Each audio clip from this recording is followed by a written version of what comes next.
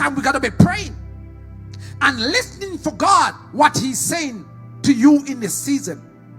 The Bible said the sons of Issachar, they know what Israel ought to do. Why? Because they were in tune with the frequency of God. They were in tune to what God is saying, to what God was saying to them in that time. And what you have to understand is that there's a spiritual frequency, oh God Almighty, that cannot be detected by the natural mind. There's a spiritual frequency, oh God, that cannot be detected by your natural hearing, but it gotta be detected by your spirit man. It gotta be detected by your inner man, who you are in God, oh God Almighty. And that's why you have lots of believers, and if you were to talk to them and say, when last have you heard from God? Are you hearing the voice of God? Is the Lord talking to you?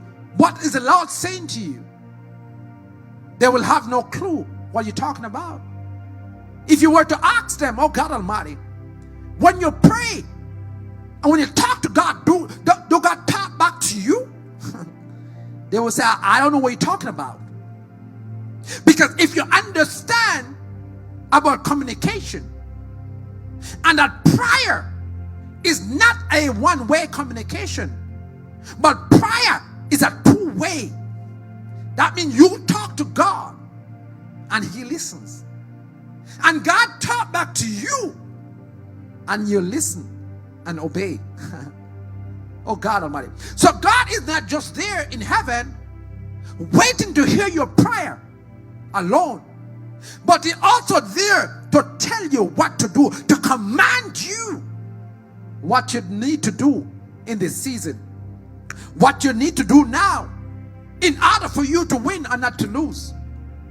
You must be able to recognize God's voice. Yes, yes. You must be able to recognize your Father's voice. Oh God Almighty. The Bible said, oh God Almighty, there was two sons, and their father who was wealthy, and the Bible said one of the sons went to his father and said, Father, hear what?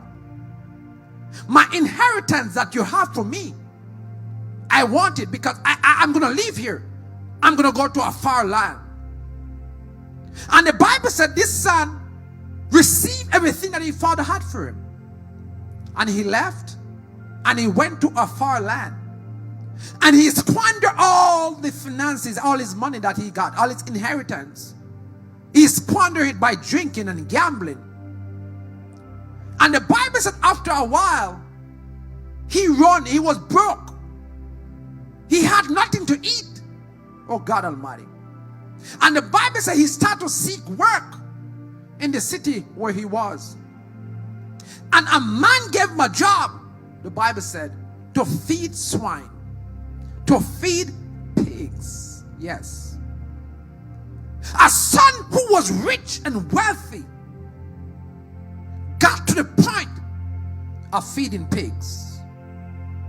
And the Bible said after a while that son came back to himself and said, why do I am in this place when I eat from the swines when my father is a millionaire?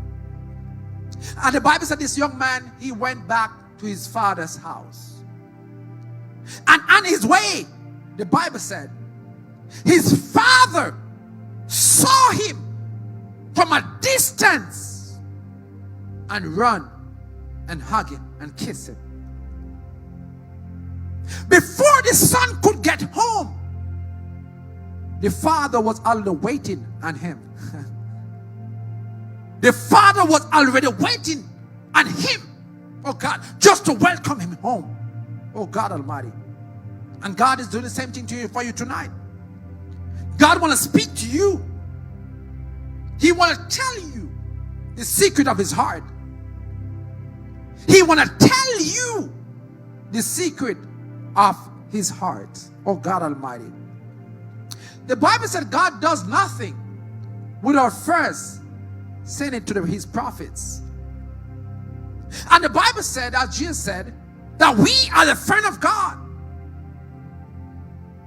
The Bible also says Abraham was a friend of God. The Bible said David was a man after God's own heart.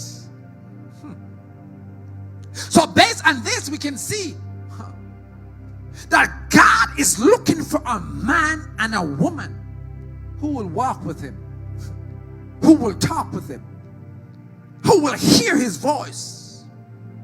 The Lord said to Moses, Moses, hear what? I just want my people to hear and obey me. Oh God, to hear and obey me. Oh God Almighty, because obedience is better than sacrifice. That's what the Lord said. Obedience is better than sacrifice. So it doesn't matter how much you want to sacrifice to God. If you're not obeying what he said to you, oh God, your sacrifice will not be worthy. Your sacrifice will not be worthy.